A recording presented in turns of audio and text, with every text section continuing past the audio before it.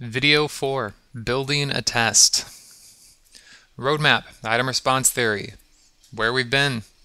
Let's see, we started off in video 1 looking at user experience, then we looked at why would intelligent tutoring software use IRT.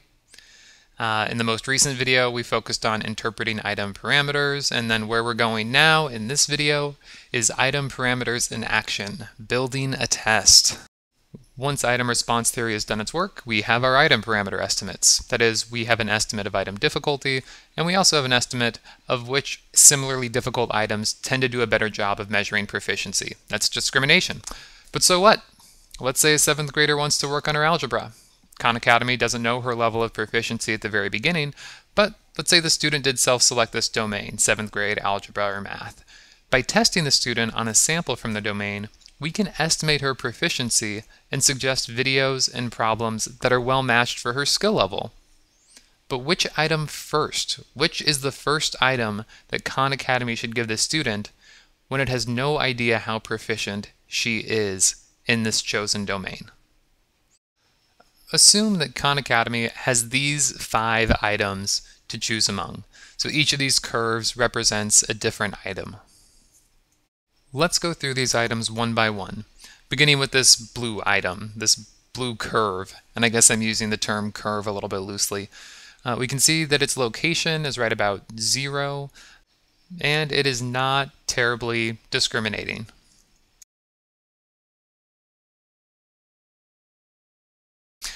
Next one, let's look at this orange item. So here, again, let's start off just looking at its difficulty, its location. We can see where the curve intersects 0.5. It's about negative 0.75.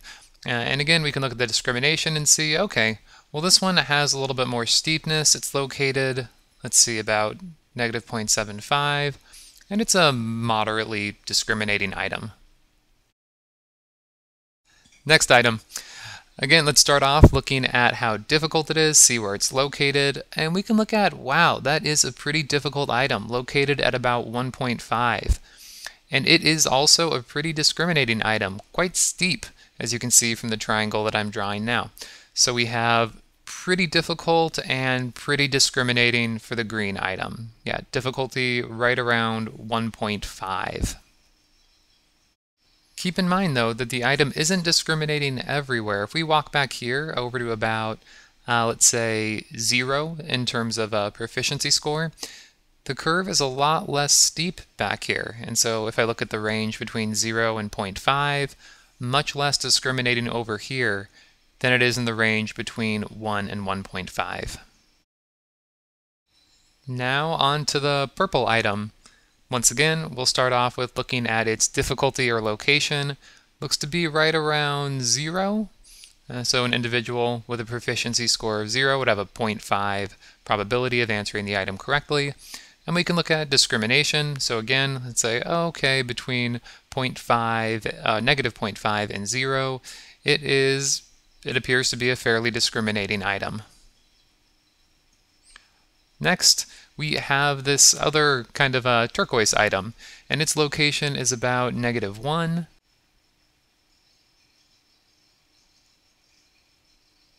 And we can look at how discriminating it is next.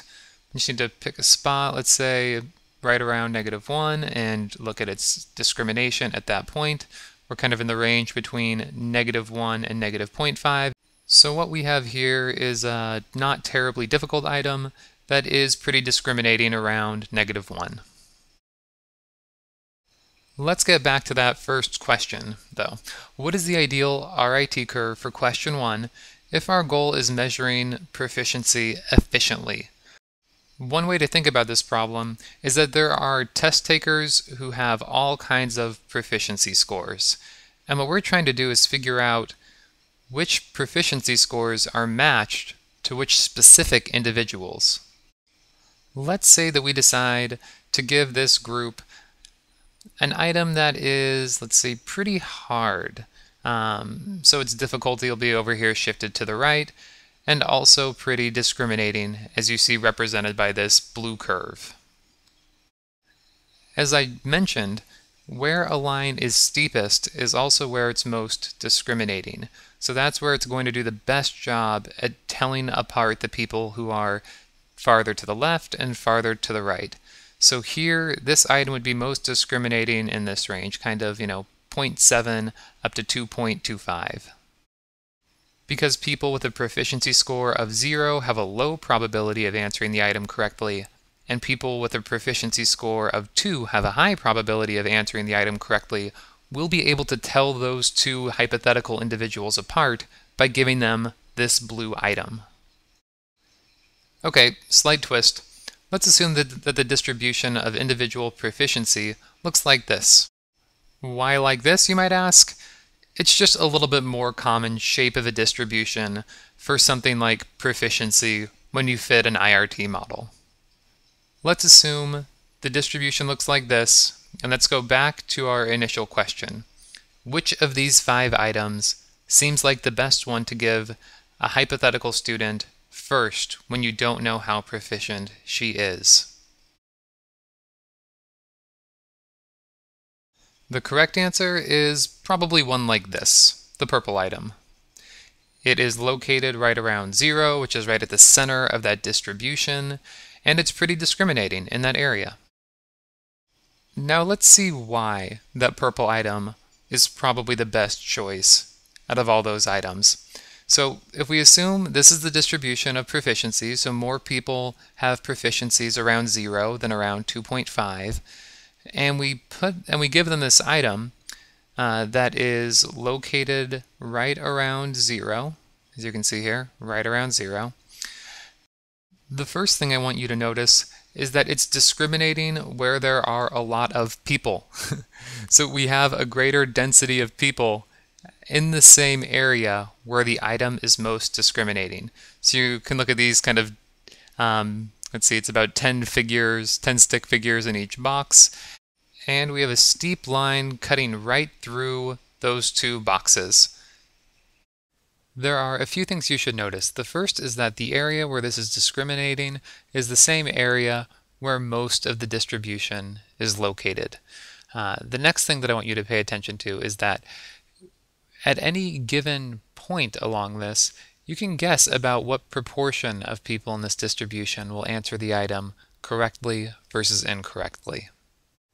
So if you think about the 10 most middle stick figures that are located right around 0, about half of them are going to answer this item correctly. And as we move to the right, the probability of answering correctly gets a little bit higher, and so we expect a little bit higher probability to answer the item correctly as we move to the right. Consequently, if we looked at just the distribution of people who answered item 1 correctly, it could look something like this. And now, for question 2, we're left in a similar place as we were for question 1, except we have a different distribution of individuals. So if this is the new distribution of individuals, we can say, okay, so of the people who answered item 1 correctly, who probably looks something like this distribution, we can figure out where we want our next item to be. As I mentioned before, we want to locate the item towards the middle area of the distribution, so that would be, around 0.75. And then again, we want to make sure that it's discriminating in the area where we have a dense distribution of test takers. So you can see that a good item to give to the second group of people would be more difficult than the first item that we gave the group. And the process repeats. So again, we know that some amount of people are going to answer this item correctly, and some are going to answer incorrectly. And people who get this one correct as well will end up with an even more difficult one the next time. And people who get this one wrong would probably get a little bit less difficult item next time. And so it goes. Item by item, we get a more and more exact estimate of an individual's proficiency. As an example, we could go back and do the exact same thing for picking question 2 for those who answered question 1 incorrectly. As you can see, this distribution will be shifted over to the left, which is the lower end of the proficiency score scale. And so then we want to locate our item further over to the left, so maybe around -1. And then again, we want an item that's discriminating right where there are a lot of people. so that we can continue to discriminate between people who are at relatively higher and relatively lower proficiency levels. And that's how we build tests. Roadmap, item response theory, where we've been, user experience, why would intelligent tutoring software use IRT, interpreting item parameters, and where we just were was item parameters in action, building a test. And where we're going right now is mandatory bonus knowledge. This is just a chance to give you some caveats and qualifications, and to review a little bit more about the big picture. The first thing that I want to note is that formative assessment is not equal to summative assessment. It's great to have an exact measure, an evaluative measure for what people know, but there are lots of other reasons and things to take into consideration when you assess people. The ideal items for measuring proficiency are not necessarily the same ideal items for teaching and motivating individuals. Another thing I should mention is this idea of multidimensionality. The 6 items Khan Academy gave me in the first video weren't necessarily from the same domain. For things to be in the same domain, we want a higher theta score to mean a higher probability of a correct response. That's how our functional form worked. For example, an example of multidimensionality, does home country predict correct response in a way that's unrelated to proficiency level? If so, we might have a multidimensionality problem. The solution? We could fit different item parameters for different countries. And what if gender or age predicts correct responses above and beyond proficiency? One thing to do is to look at the item. Does it seem biased towards one gender or one age group? If it does, then we might want to get rid of it. If it doesn't seem biased, well, it might depend. Overall, this is kind of complicated stuff. And the last thing worth mentioning is that item response theory is fairly data intensive. It doesn't work well with very small data sets. Not really a problem when we're looking at massive data sets and learning at scale. Let's go back to the big picture. Why did we do these lessons in the first place? We wanted to answer a question. How does Khan Academy pick which item to give its users and when to give these items?